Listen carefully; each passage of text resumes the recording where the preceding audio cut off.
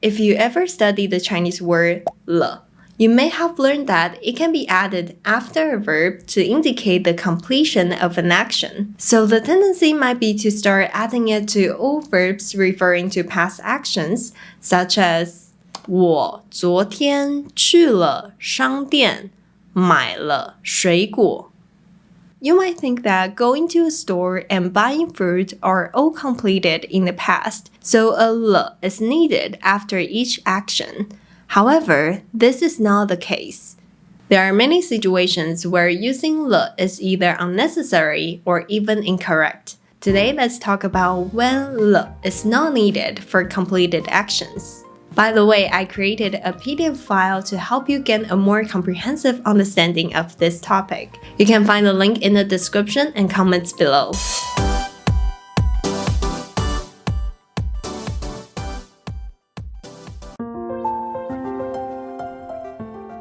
Hello, 大家好, I'm Grace. Let's first do a short introduction on the usage of 了. If you're an intermediate or advanced learner, feel free to jump to this timestamp.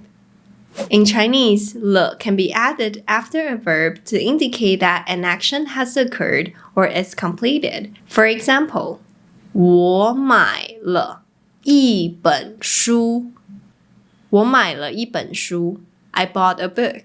In this example, 了 is similar to the past tense in English.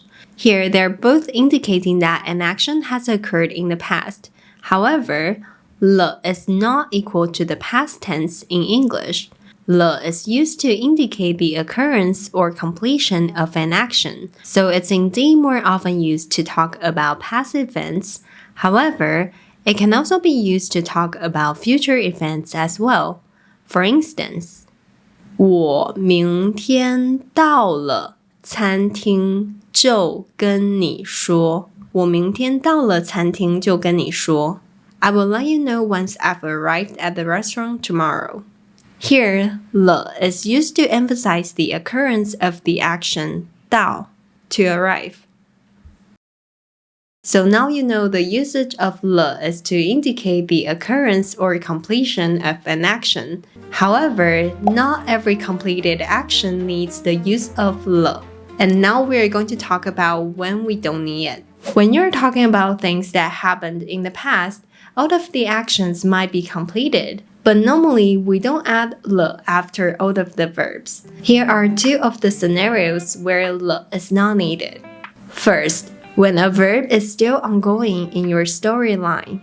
Second, usually not after every verb in a sentence. Let's start with the first one. 了 is usually not used when the verb is still ongoing in your storyline. Even if an action or event is completed by the time you talk about it, if it's still going on in your storyline, we normally don't add 了 after the verb. Let's look at an example. 老师，我昨天住了朋友家，跟我的朋友聊了很多。很好啊，不过你可以说我昨天住朋友家，跟我的朋友聊了很多。Because when you are chatting with your friend, you are still at your friend's house, right? It hasn't finished. Ah, I see. So, 我昨天住朋友家，跟我的朋友聊了很多。对，很好。Now let's take a look at the example we mentioned at the beginning of this video. 我昨天去了商店，买了水果。我昨天去了商店，买了水果。Yesterday, I went to a store and bought some fruit. This doesn't sound very natural, so instead we say 我昨天去商店买了水果。我昨天去商店买了水果。Because when the action of buying fruit happened, the event going to a store hasn't finished. You're still in the store. So here we don't use 了. So remember, if an action or event is not finished and is still ongoing in your storyline, we don't use 了 after the verb, unless there is a reason for you to emphasize the occurrence of the action. For example, when you're listing out what you have done in the past instead of narrating an event. 你上个月怎么这么忙啊？都没看到你。哦，我上个月做了很多事，我去了日本，还去了韩国，吃了很多美食，也见了一些朋友。Here you can see because she was listing out what she had done, she was emphasizing the occurrence of these things, so this is acceptable. Now let's move on to the next one. We usually don't use 了 after every verb in a sentence. If a sentence has several actions, and even though all of the actions are completed, we normally don't add 了 to each of them. 了 tends to come after the last verb. For example, 我上星期坐火车去台北见朋友。我上星期坐火车去台北见朋友。If you need to add 了 in the sentence, the 了 would usually come after the last verb.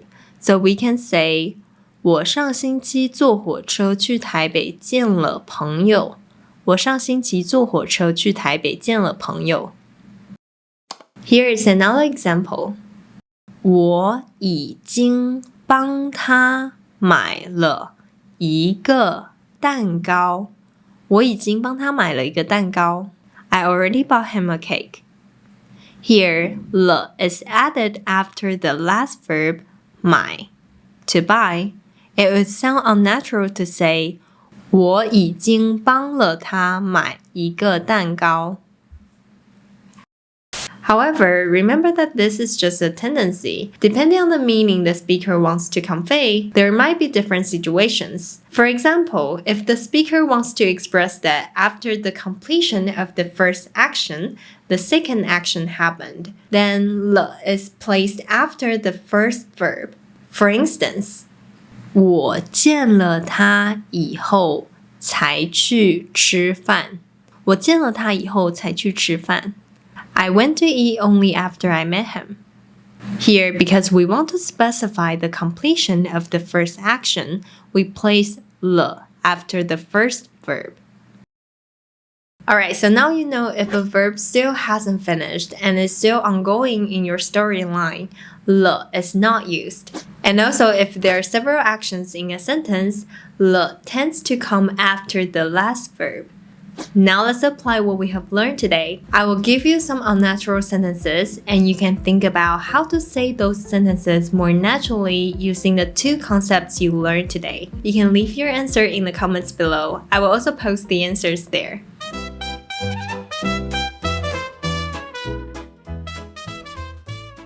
昨天他带了弟弟去了看电影。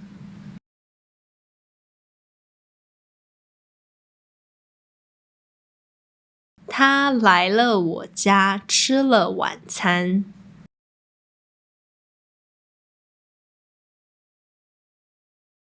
他帮了我跟老师请了假。